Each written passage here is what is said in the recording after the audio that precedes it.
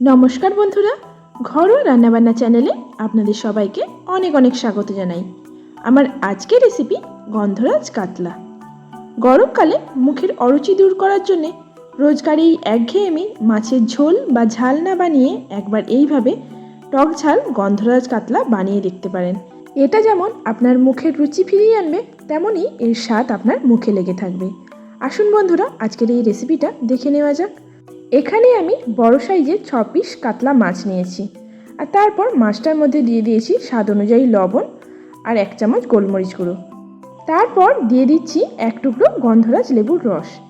এখানে আমি কোনো রকম হলুদ ব্যবহার করব না।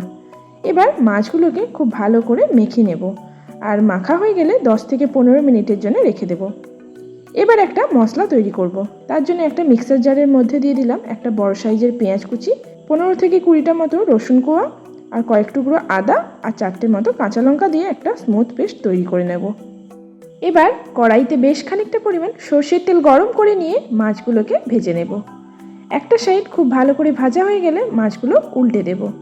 তারপর আবারও লো টু মিডিয়াম ফ্লেম করে আর একটা সাইড ভালো করে ভেজে নেব। এখানে খুব বেশি ক্রিস্পি করে মাছটা ভাজার দরকার নেই। এই রকম হালকা বাদামি কালার আসতে শুরু করলেই মাছগুলোকে একে একে তুলে নেব। এখন ওই তেলের মধ্যে দিয়ে দিলাম বেশ কয়েকটা শুকনো লঙ্কা, 3টে এলাচ, 2টো দারচিনি, 3টে লবঙ্গ আর কয়েকটা গোলমরিচ দানা।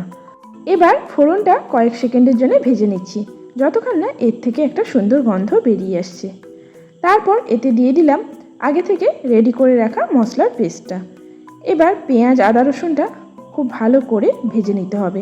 লো টু মিডিয়াম ফ্লেম করে এর মধ্যে যে এক্সট্রা ময়েশ্চারটা থাকে সেটা শুকনো না হয়ে যাওয়া অবধি ভেজে নিচ্ছি। আর এইভাবে যখন দেখবেন পেঁয়াজ আর আদা রসুনটা অনেকটাই ভাজা হয়ে এসছে, তখন এতে দিয়ে দিলাম সামান্য পরিমাণ লবণ। তারপর লবণ দিয়ে আবারও 1 থেকে 1.5 মিনিট মতো ভেজে নিয়েছি। এবার এখানে দিয়ে দিচ্ছি রুম টেম্পারেচারে থাকা 1 কাপ টক দই। টক দইটা খুব ভালো করে ফেটিয়ে নিতে হবে, আর দইটা দেওয়ার সাথে সাথেই গ্যাসের ফ্লেমটা লো করে খুব ভালো করে মিশিয়ে নিতে হবে। তা না হলে দইটা কেটে যাওয়ার সম্ভাবনা থাকবে। এইভাবে লো ফ্লেম করে টক দইটা খুব ভালো করে মিশিয়ে নিচ্ছি। দেখুন, এইভাবে খুব সুন্দর করে মেশানো হয়ে গেলে এর মধ্যে ঢাকনা দিয়ে এটাকে 2 থেকে 3 মিনিট মতো রান্না করব। এইভাবে ঢাকনা দিয়ে রান্না করলে খুব সহজেই মশলা থেকে তেলটা সেপারেট হয়ে যায়। আর 2-3 মিনিট পর আবারও মশলাটা খুব ভালো করে কষিয়ে নিচ্ছি। বেশ খানিকক্ষণ মশলাটা কষিয়ে নেওয়ার পর এখানে দিয়ে দিলাম 2 চামচ কাজু বাদামের পেস্ট। তারপর সব কিছু আবারও খুব ভালো করে মিশিয়ে নিচ্ছি। কাজু বাদামটা দেওয়ার সাথে সাথে দেখবেন মশলাটা অনেকটাই ঘন হয়ে আসবে, আর এই সময়েও ঢাকনা দিয়ে মশলাটাকে খুব ভালো করে কুক করে নিচ্ছি। এতে কাজু বাদামের কাঁচা গন্ধটা খুব সহজেই চলে যাবে। 2 থেকে 3 মিনিট লো ফ্লেমে মশলাটা রান্না করে নেওয়ার পর দেখবেন মশলাটা খুব সহজেই কড়াইয়ের গা থেকে ছেড়ে আসতে শুরু করবে, আর মশলার ওপরে খুব সুন্দরভাবে তেল ভাসতে শুরু করবে। ঠিক এই সময় এখানে দিয়ে দিলাম 2 চামচ চিনি। যেহেতু আমরা বেশ খানিকটা পরিমাণ টক দই ব্যবহার করেছি, তাই সমস্ত কিছু ব্যালেন্স করার জন্য এখানে চিনিটা অবশ্যই ব্যবহার করবেন। আর চিনিটা দিয়ে সব কিছু ভালো করে মিশিয়ে নেওয়ার পর এখানে দিয়ে দিলাম 1 বাটি উষ্ণ গরম জল। গরম জলটা দিয়ে সব কিছু খুব ভালো করে মিশিয়ে নিয়েছি।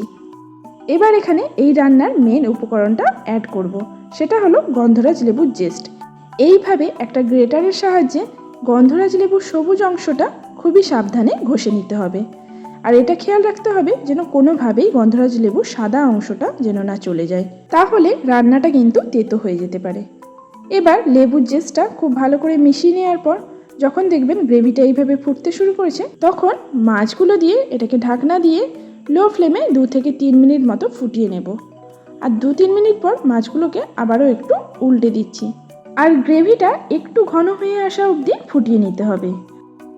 আর সব শেষে যখন দেখবেন গ্রেভিটা এইভাবে ঘন হয়ে এসছে, তখন এখানে 1 টুকরো গন্ধরাজ লেবুর রস ওপর থেকে ছড়িয়ে দেব, আর দেব বেশ কয়েকটা পরিষ্কার করা গন্ধরাজ লেবুর পাতা। এবার গ্যাসের ফ্লেমটা অফ করে দিয়ে গন্ধরাজ লেবুর পাতাটা ভালো করে গ্রেভির সাথে মিশিয়ে নিচ্ছি। তারপর ঢাকনা দিয়ে 5 থেকে 6 মিনিট স্ট্যান্ডিং টাইমেই রেখে দেব, যাতে গন্ধরাজ লেবুর ফ্লেভারটা খুব সহজেই মাছের মধ্যে চলে আসে।